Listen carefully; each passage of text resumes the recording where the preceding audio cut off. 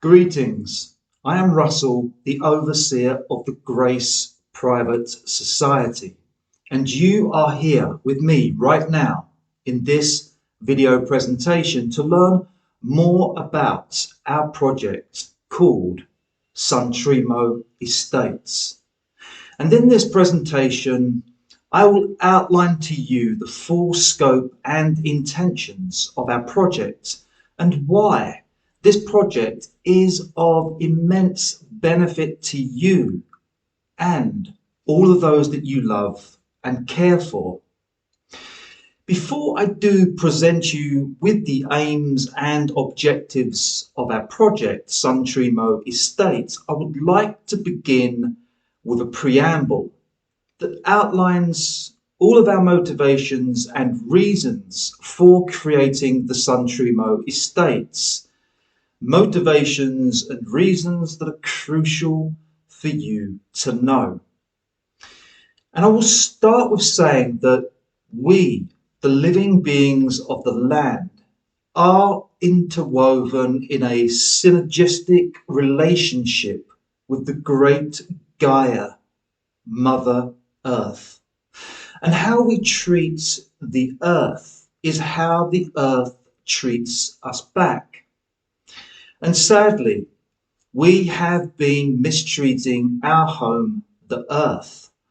And because we have and still do mistreat the earth, we now face a cataclysmic horizon of grave consequences.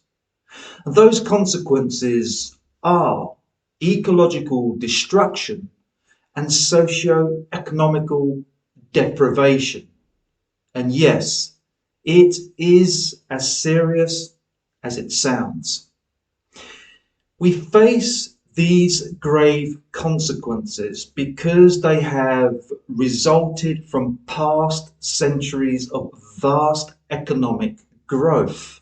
Economic growth that has required the use of natural resources, and we are at an alarming rate, rapidly exhausting, depleting, and destroying entire ecosystems on this earth for those natural resources. As a result of over-industrialization and excessive production and mindless consumerism, we are pumping the earth of its resources at an unsustainable rate, whilst we are dumping back onto the earth and polluting our lands, air and water with toxic metals, chemicals, isotopes, gases and plastics. We are pumping from and dumping on the earth because we are disconnected and imbalanced from the natural cycles and yields of the earth. We are taking more than is available and sustainable. We are working against and violating the natural cycles of nature. And thus we have arrived at a critical tipping point of ecological destruction that is resulting in socio-economic deprivation. So what does ecological destruction look like? Well, it is the degradation, depletion and destruction of our natural habitats, where in recent decades there has been a rapid increase of poisoned, arid and infertile lands, air and waters. We are slowly but surely killing the earth, and the knock-on effect of abusing our home, the earth, is that we are slowly but surely being killed by the earth. Because we pump and then dump our toxic waste on the earth, we are diminishing and degrading its natural resources. And thus, We are debasing the very sustenance that supports all life.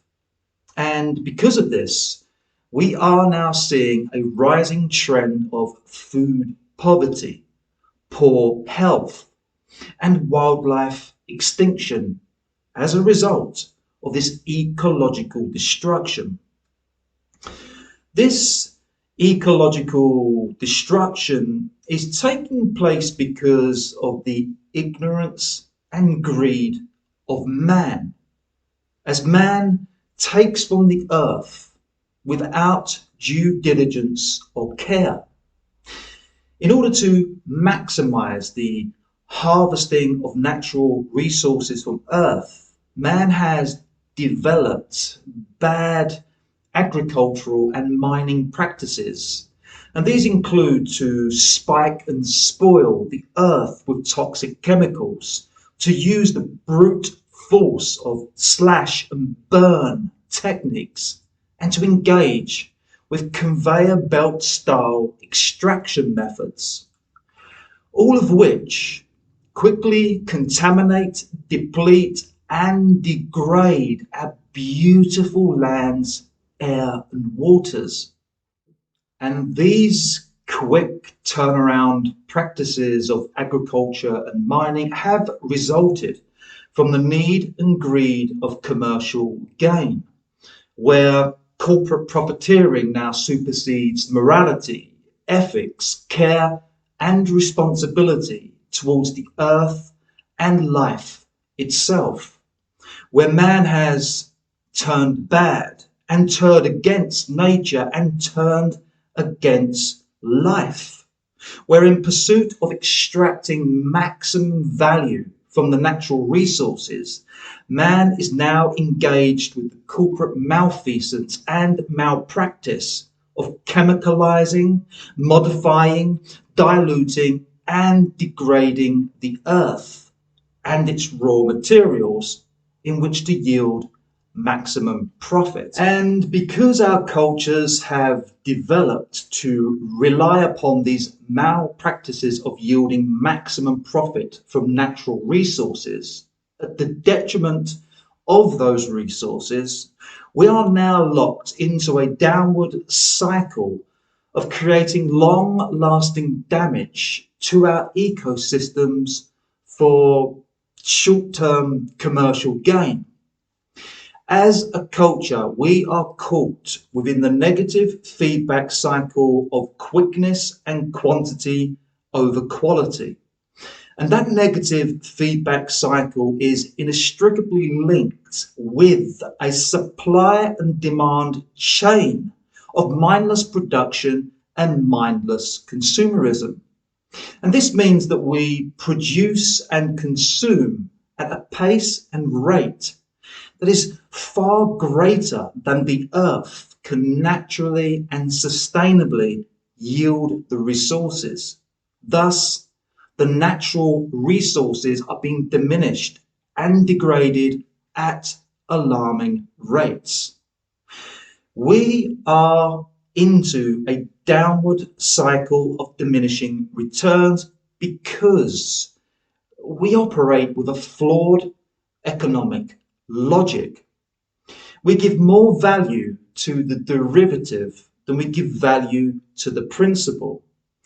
This means that we give more value to the products, the derivatives that we manufacture from the natural resources, than we actually give value to the natural resource, the principle itself, of where the raw materials of those products originate from. We don't value the natural resources because we are disconnected from them. We are disconnected from nature because we are more connected with a life of commerce. The world that we have created is a world of commerce that is mainly focused on creating and trading products, where people do not pay attention or care about the sustainability of the raw materials from which they create and trade those products. where everything is taken for granted, and when granted, everything is taken. It's a vicious cycle. Furthermore, in our short-sightedness and stupidity, we pursue this false economic strategy of growth and development, of ever-increasing production and consumption of manufactured goods and services. And this upwards and onwards strategy of economic growth and development is based upon a resource of raw materials that is moving downwards and backwards in terms of availability and quality, from a natural resource that is ever depleting and ever degrading. In other words, our cultures have a commercial strategy of more and more. And this wanting more and more is killing the goose in order to extract more and more eggs, even though if we kill the goose, there will be no more eggs. And so if we continue forth down the pathway of ecological destruction, there will be no more natural resources and therefore no goods and services. That's because without the principle, there can be no derivative. And therefore, wisdom tells us that the principle is more valuable. The natural resources of earth from which we get the raw materials to manufacture products is more valuable than the products that we manufacture. Therefore, long live the goose. We need a fit, strong and a healthy goose that will keep laying good eggs. And fortunately for us, the goose is not dead, and yet the goose is sick, very sick.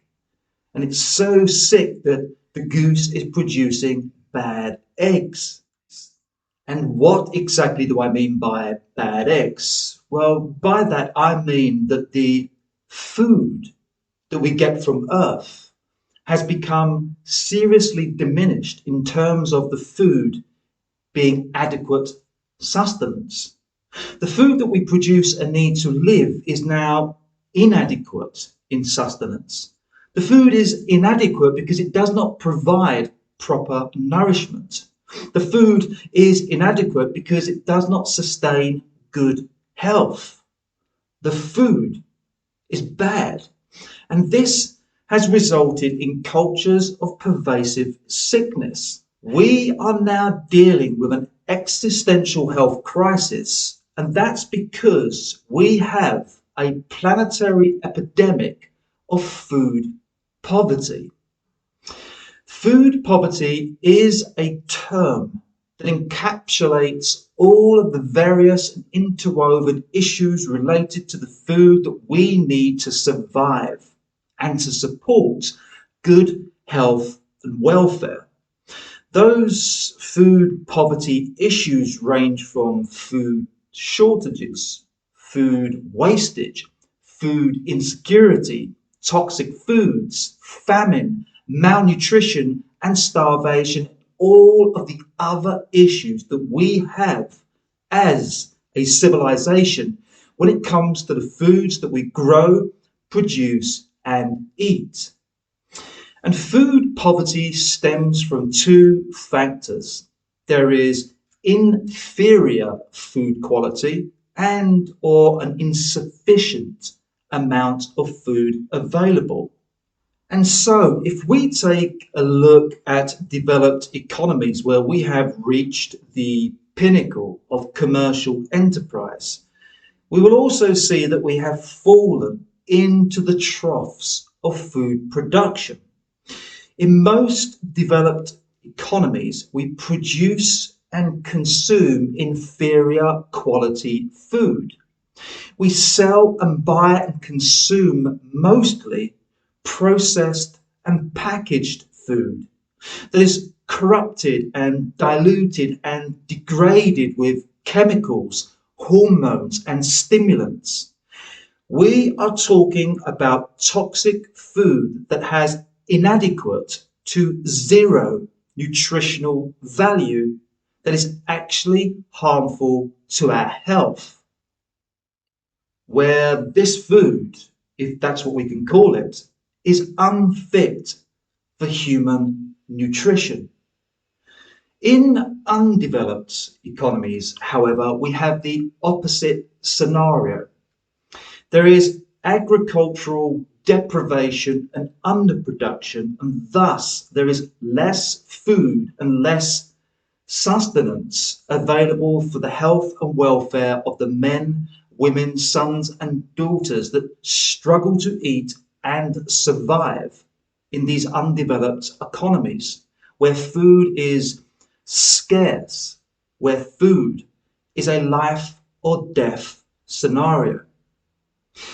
Across the spectrum, this worldwide food poverty epidemic is causing a massive decline in the health and welfare of humans.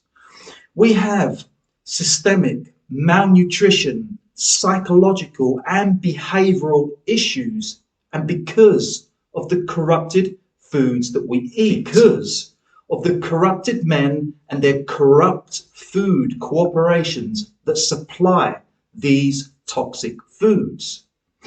And these health issues range from addictions, disorders, prolonged ailments, dis-ease, chronic diseases, and terminal illness. We have become as bad as the food that we eat. We have developed cultures of pervasive sickness. We are in poor health because of inadequate and deficient nutrition. The quality of our nutrition is linked to the quality of our farming practices. We have food poverty issues because of ecological destruction. We have ecological destruction because of commercial exploitation. We are killing the goose and consuming the sick eggs because we extract, extort, and exhaust the earth's natural resources in pursuit of a profit. We contaminate and desecrate entire ecosystems, where through the continual depletion of our lands, air, and waters, we are degrading the raw materials that we use to produce what we call food. We are degrading the earth and degrading ourselves in the process. The earth has become a pumping and dumping ground for all of our dirty deeds. With short-sightedness and gross negligence, we have developed over-industrialized and over-regulated farming, mining, and extracting practices that violate the balance and cycles of nature. We take more than we should. We take more than is sustainable. We take more than we give back to Earth. We are imbalanced with the natural cycles and yields of Earth. We ravish the Earth to fulfill our commercial needs. And we do so without replenishing and restoring the balance of the natural resources that we use and need. We are sustaining our cultures with unsustainable practices. And so we are within the throes of ecological destruction because we don't value the natural resource. We don't value the natural resource because we are disconnected from it. We are disconnected from nature because we have developed a cultural mindset of commerce to earn money and make profit above all else. This means that we are on a commercial warpath with nature. And as within all wars, there are grave consequences to life. And so we do need to all acknowledge the importance, severity, and urgency of the ecological destruction that is taking place. And appreciate that time is of essence. We don't have much time. We don't have much time. We don't have much time to right the wrongs because we are at the era of consequences. Consequences that have arrived. We are now beginning to face the consequences of how we've mistreated Earth and mistreated our health in the process. And so we do need to do a complete 180-degree turnaround. And for a revolutionary change to happen, we first need to accept that the status quo is not working, that the current practices of commercial enterprise that perpetuate this ecological destruction in pursuit of profit, those commercial enterprises are beyond the point of redemption. Most commercial enterprises that extract raw materials from Earth cannot be redeemed from systemic corruption and gross negligence.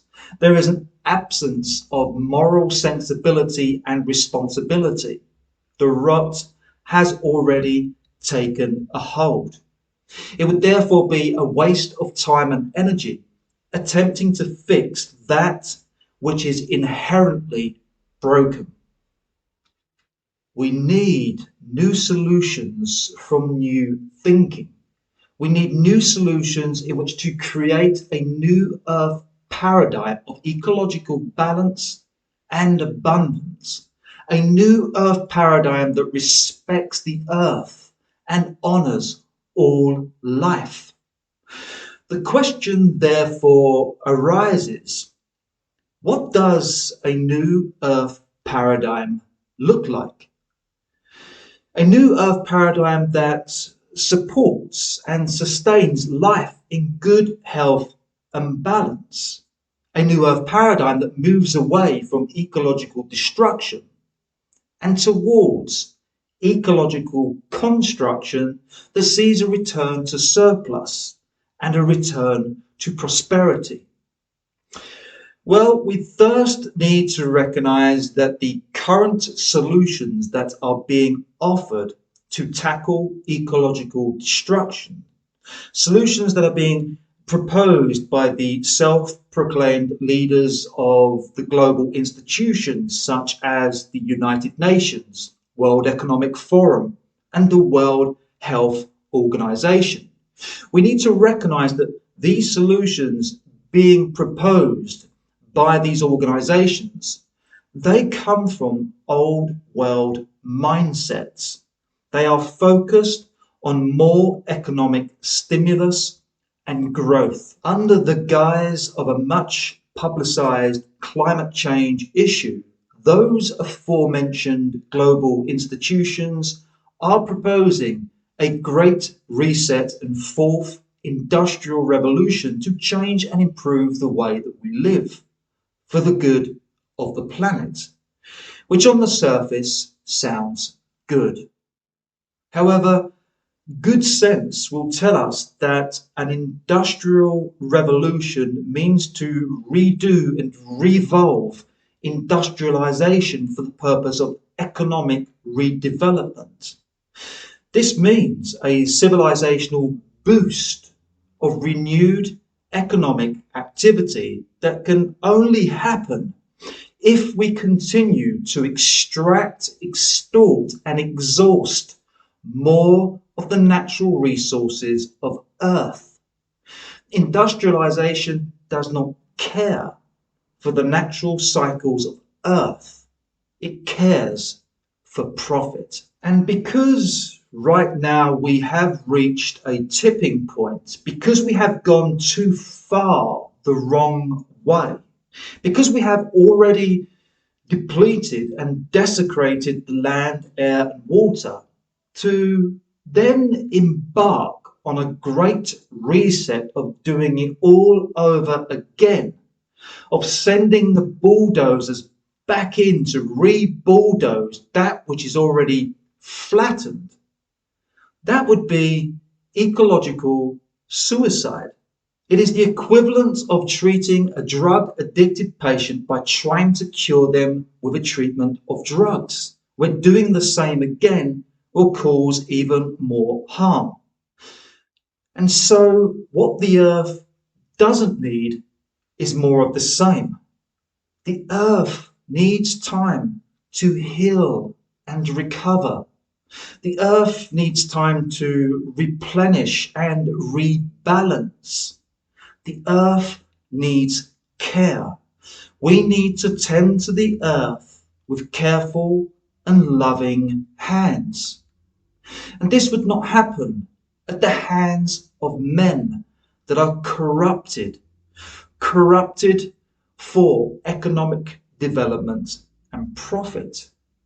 This would not happen if, like crazy fools, we embark on a fourth industrial revolution. And so what these global institutions are suggesting with their fourth industrial revolution is that we take even more eggs from the goose.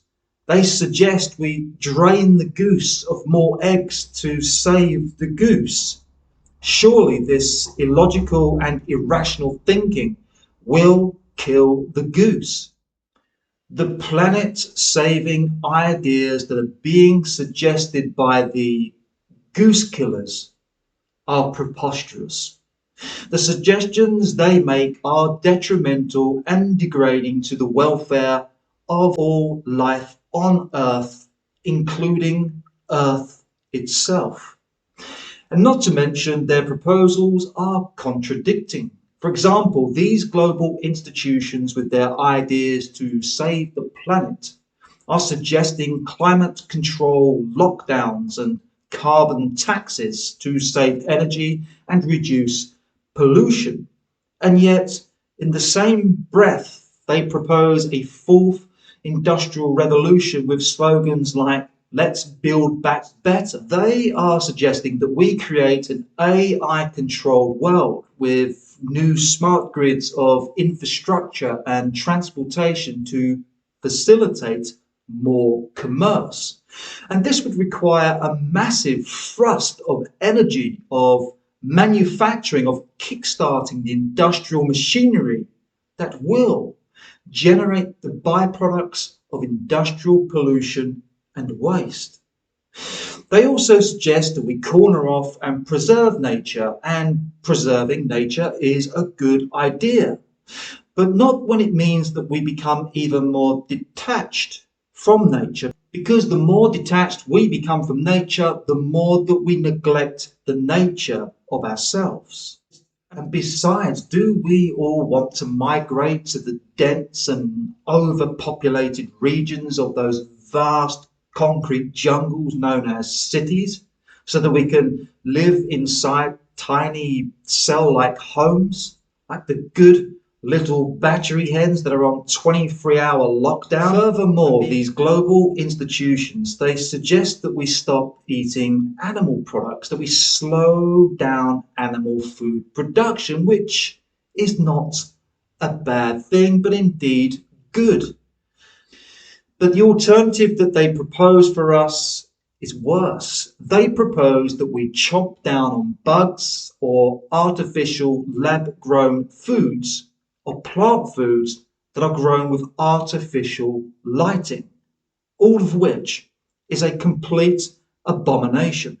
To summarize the ideas these global institutions are proposing, they suggest that through another reset of industrialization that we continue to extort the natural resources of Earth, so that we can create a new world in which to become more disconnected from nature, that we eat more unnatural and Frankenstein type foods that will further exacerbate malnutrition and create more cultural sickness.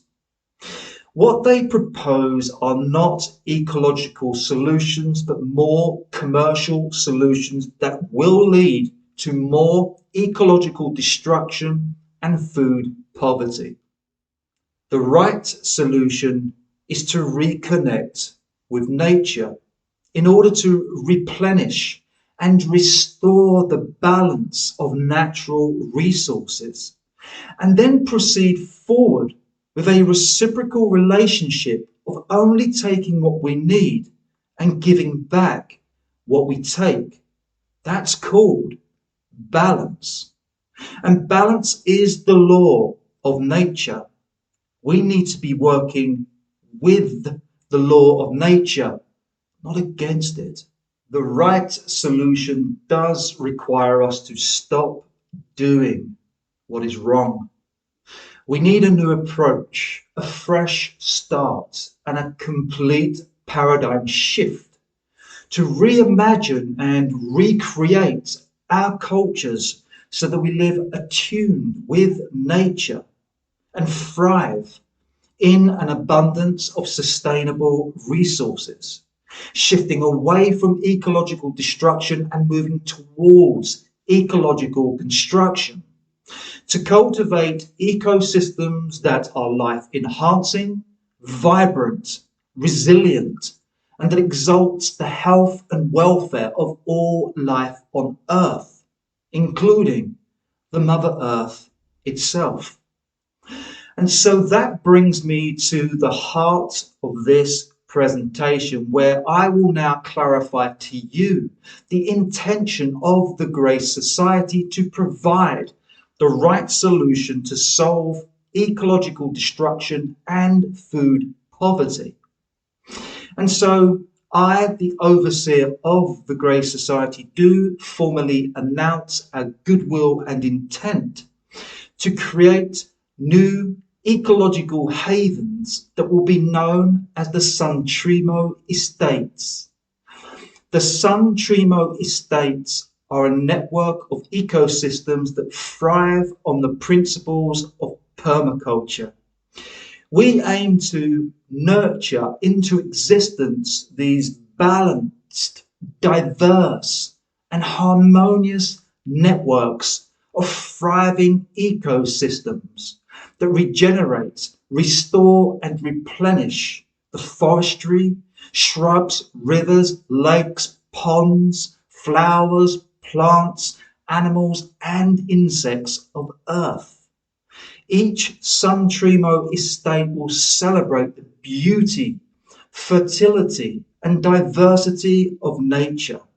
These are the fields of dreams, with wilderness habits, fragrant forests, therapeutic rockeries, kitchen gardens, and recreation meadows, where men, women, and sons and daughters will enjoy, relax, and thrive in the wondrous glory of nature. I do hereby declare the Suntreamo Estates to be a nationwide network of permaculture ecosystems that provides an abundance of natural resources and sustenance to the living beings of the land for the purpose of ending food poverty and thus solving our most basic survival need for food. And so that we can heal ourselves with optimal nutrition so that we are much healthier, joyful, vital, energetic, and capable. And now I will outline to you some key aims, functions, and benefits of the Suntreamo Estates. Let's begin with the aim of creating self-sufficient ecosystems. Each Suntreamo estate is designed to catch, store, and recycle the energies of solar, wind, and rain, where a permaculture landscape replenishes itself in a self-sufficient way, where waste and compost is recycled as fertilizer for new crops, where enriched soils and evergreen foliage will flourish because they absorb a high carbon intake and thus reduce carbon from the atmosphere, where the integration of operational systems and technology will maximize productivity, minimize waste, and promote proficiency and resilience. With these thriving permacultures, we are eradicating food poverty with food abundance. The Suntreamo Estates will transform how we grow, supply, and consume foods. They are permaculture landscapes that generate an annual yield of nutrient-rich, whole and fresh organic vegetables, fruits, and herbs.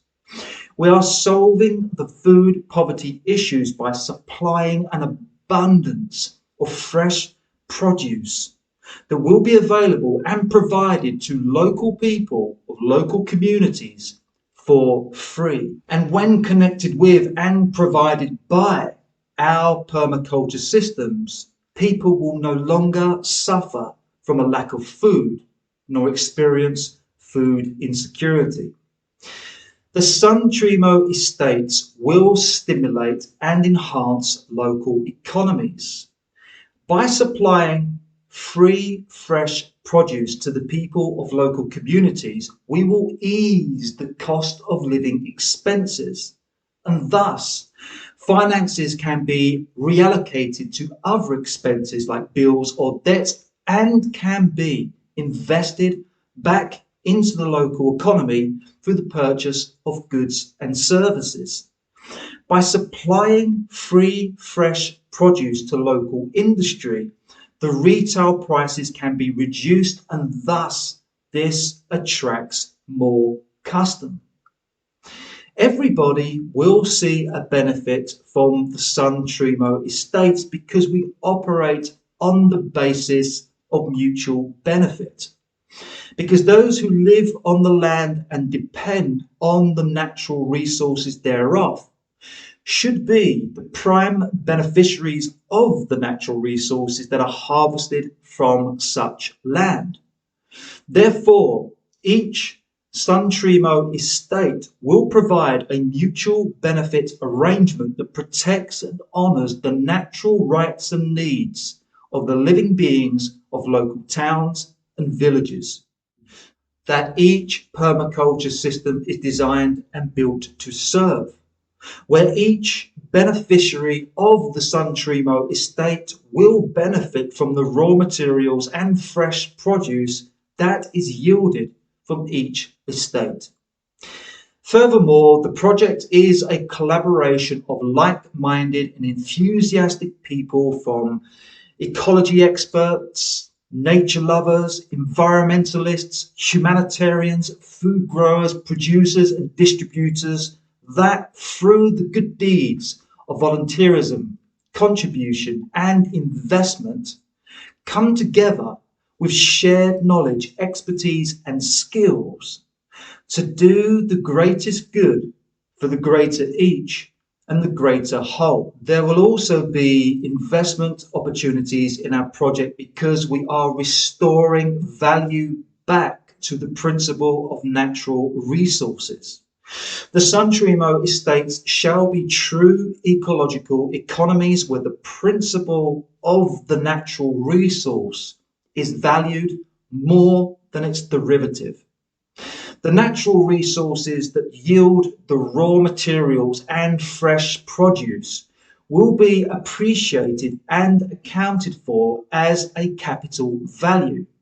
The capital value is the natural resources.